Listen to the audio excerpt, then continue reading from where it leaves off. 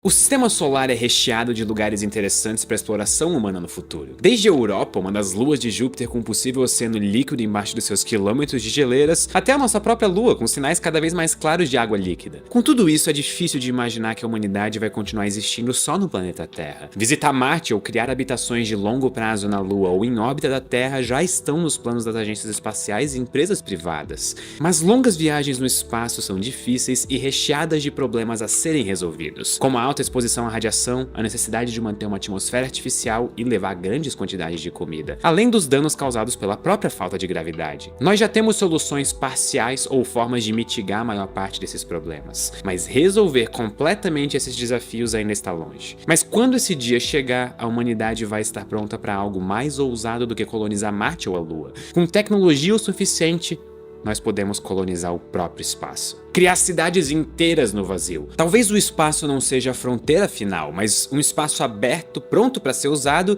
e se tornar mais um lar da criatividade e símbolo da capacidade humana. Então vamos apertar o cinto e decolar, e por isso eu quero dizer estudar com calma as dificuldades que precisam ser superadas para criar uma cidade espacial. E também ver qual seria a cara de uma cidade espacial realista com base nas tecnologias do dia de hoje. E nós vamos começar pela ordem de mortalidade do problema, que eu acho que é uma maneira saudável de fazer uma lista. Eu vou fazer uma lista pela ordem de mortalidade do problema. Uma maneira saudável de resolver isso. O primeiro problema é o problema da atmosfera. Humanos estão acostumados a habitar a superfície do planeta Terra, onde a atmosfera é composta principalmente de nitrogênio e oxigênio, e mais alguns outros gases em quantidades menores como gás carbônico, metano e argônio. Nós humanos respiramos oxigênio e ele tem todo um ciclo biológico. Animais e plantas da superfície consomem oxigênio e produzem CO2, o gás carbônico. Já algas e plantas da superfície produzem oxigênio a partir de CO2. Infelizmente, um ciclo natural desses não é possível no espaço.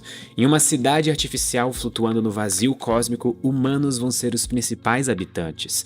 E humanos consomem oxigênio e precisam que a atmosfera se mantenha a uma pressão próxima da pressão atmosférica da Terra. Isso implica duas coisas. Primeiro, nós precisamos impedir grandes perdas de gás na cidade espacial. Isso é, evitar despressurização.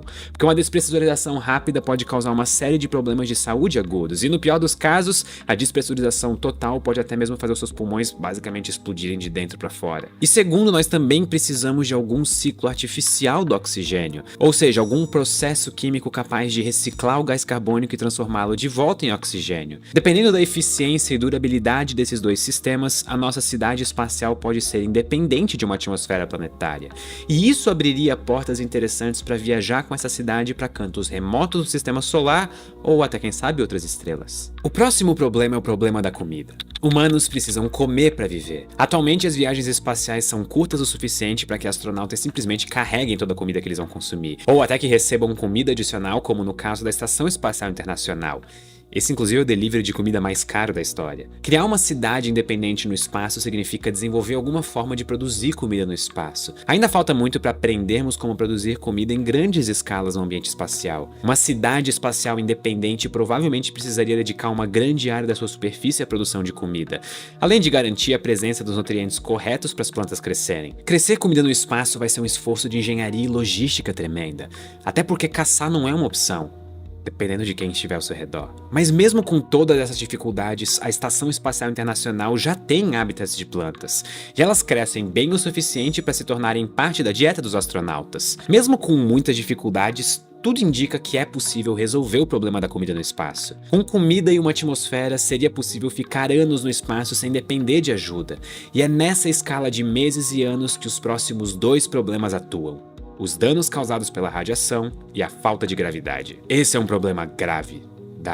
O campo magnético da Terra nos protege da maior parte da radiação que vem do espaço. Por exemplo, um astronauta na Estação Espacial Internacional recebe diariamente uma dose de radiação equivalente a 1 ou 2 raios-x. A NASA considera a radiação o principal perigo de saúde na ISS. Toda e qualquer célula do corpo humano pode ser afetada por radiação. Isso significa que ela pode causar todo tipo de dano, como alterações do sistema cardiovascular, danificando o coração e as artérias que transportam o sangue, ou reduzir a capacidade do sistema nervoso de produzir células novas, o que causa perda de memória e de capacidade cognitiva em geral. Por conta disso, a busca por formas de bloquear a radiação vinda do espaço e mitigar os seus danos é um dos principais pontos de pesquisa do Programa de Pesquisa em Saúde Humana da NASA. Isso inclui tanto busca por materiais e designs que minimizem a exposição à radiação, quanto a busca por tratamentos para prevenir os piores danos da radiação. O outro problema de longo prazo é a falta de gravidade. Sem a presença constante da força da gravidade, uma série de problemas fisiológicos acabam se desenvolvendo. Os mais imediatos e óbvios são a perda da capacidade muscular e da resistência dos ossos. Esses pelo menos podem ser minimizados com exercício regular no espaço, mas não impedidos totalmente. Mas os outros dois principais efeitos da falta da gravidade não. A falta da gravidade também causa problemas de visão e coordenação. Esses dois podem ser especialmente problemáticos em missões de longo prazo, na qual um astronauta bem treinado pode simplesmente perder a capacidade de atuar de forma precisa depois de uma viagem espacial de meses, o que honestamente poderia ser catastrófico numa emergência ou qualquer outro evento que necessite de ação rápida e precisa. Tem uma piada muito imprópria que caberia aqui. E nós só conhecemos uma forma de evitar esses danos, que é imitar a gravidade da Terra usando gravidade artificial. Gravidade artificial é a tecnologia favorita de séries e filmes de ficção científica. Elas incluem aquelas bases espaciais na forma de anéis que giram ou naves completamente cilíndricas que também giram. E é justamente a rotação dessas naves que imita a gravidade da Terra através da força centrífuga. A força centrífuga é o que você sente quando você está num carro e esse carro faz uma curva brusca. O seu corpo é jogado contra a lateral do carro,